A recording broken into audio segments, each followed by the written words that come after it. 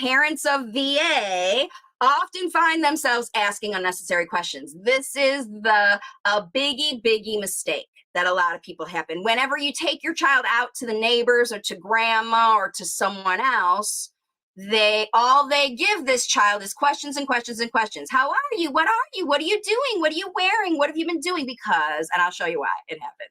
So parents and caregivers often find themselves asking unnecessary questions. I'm not saying questions are totally out of the question, but the unnecessary ones, like when you walk in a room and say, what are you doing, when you see the child is playing with the train, okay? Questions are natural prompts to get people talking. So that, like I said, grandmas, neighbors, everybody's going to use these things. They're going to want to spark up a conversation, but late talkers see these questions as a test. Am I going to say it right? And what it is, it's an unconscious expression that you want a response. Grandma wants to hear the child talk. The neighbor is judging this child to see if he will answer the question. I'm telling you, it is really these questions that you already know the answer to. What's your name? How old are you? Where do you live? Who is your mommy? What is this picture? All those things that you as a person, not the child, you know the answer to. You gave the child their name. It's unconscious expression that you just want them to say something to you because it's a respect thing. You demand it, okay? And this could be happening unconsciously. You don't realize it. And it could also be happening because you're just hoping, oh my gosh, I just hope he'll respond. If I keep asking questions, eventually he'll answer one, right? It's hope, blind hope, because you're not teaching the language they need. I'll show you how to go do it. Don't worry. Parents haven't thought ahead about the topic.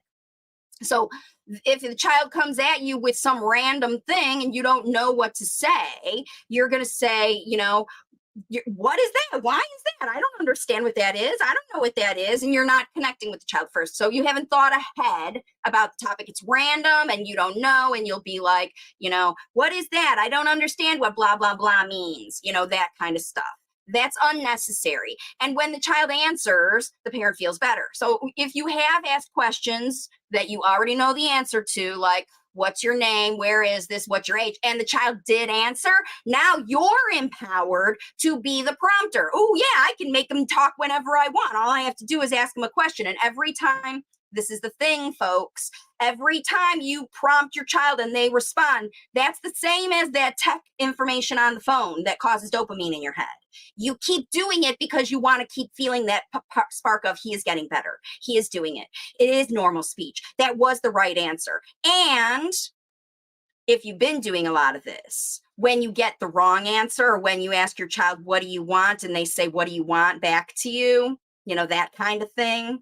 What do you want? You want to eat ice cream, and you're like, oh, it wasn't exactly what I hoped for or whatever. Then the dopamine and the serotonin goes up. So it happens with you. So that's why you keep doing it, hoping, because it's just like, it's a 50-50 rule. He might get it right. I might get the dopamine. Let me get the dopamine. Let me try to get the dopamine. That's why you keep going back to your phone and scrolling whatever you scroll. You're getting dopamine when you prompt your child and they perform, and you're getting happy on it because you're sad because they're delayed, and you're prompting it so that you feel happy. Okay. And this is why they do it. This is why you ask unnecessary questions. Okay. Now I'm going to show you what to do instead.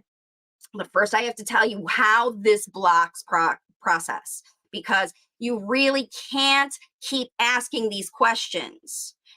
Some parents will keep asking questions if they receive a scripted or non-functional response. So this is the thing. Maybe your child is still, so the question triggers anxiety. Whenever a child's in anxiety, they go back to their old way of talking, which could be the scripted and echolalia that they've used, their video memory things. And then that's what they're spouting out at you. And that's not what you want to hear. You want to hear functional language. So when you hear the scripts, that triggers you, and then you go into this question. I don't know what that means.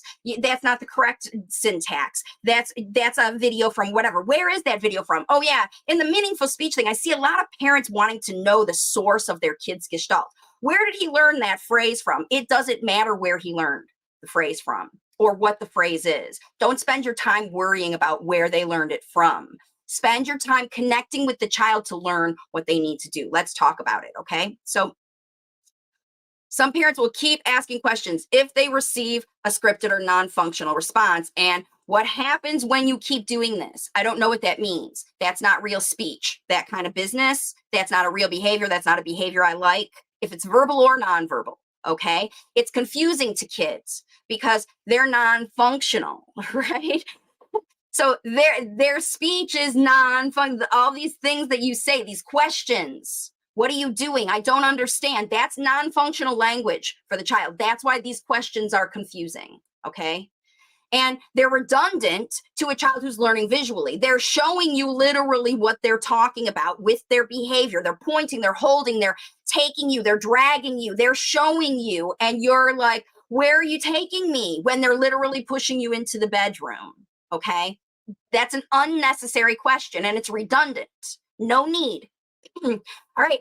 They also don't offer any new language to learn from. It's just the same question over and over and over again. And they result in the child repeating unnecessary questions as their own new form of echolalia, especially if you've taken away videos and all you're doing is asking them questions. Now your child's going to turn into a parrot and start asking questions. Okay. And parents who are stuck in asking questions can shift. Here's how you shift to providing the answers. Okay. Let me have a little drink here. So, yep. What can you say instead of an unnecessary question, right?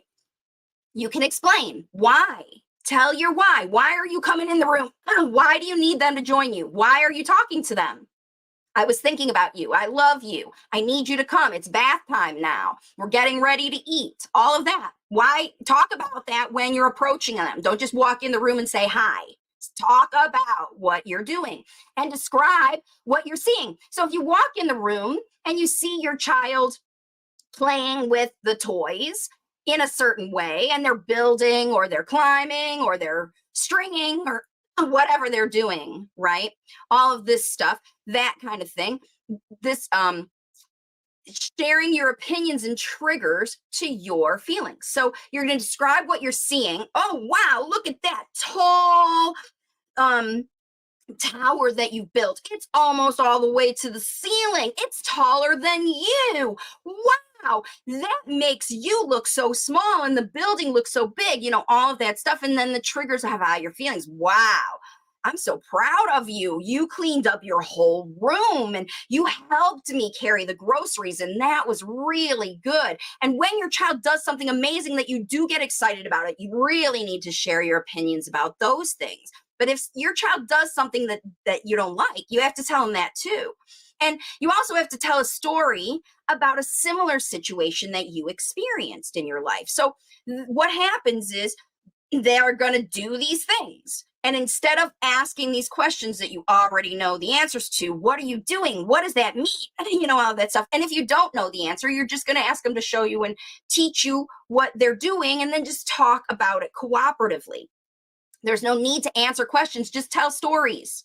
Oh, I remember when I did that, or remember when we did that before, or whatever. Okay, so that's the whole situation. This is the idea. Now, here are those 5 common parenting mistakes. Again, if you join me halfway through, you can rewind and look at all of them in detail, but here they are again. Taking away all devices 100% cold turkey. It's just not realistic and it blocks progress. Failing to plan structured activities is the key. Responding without talking. So you need to talk more.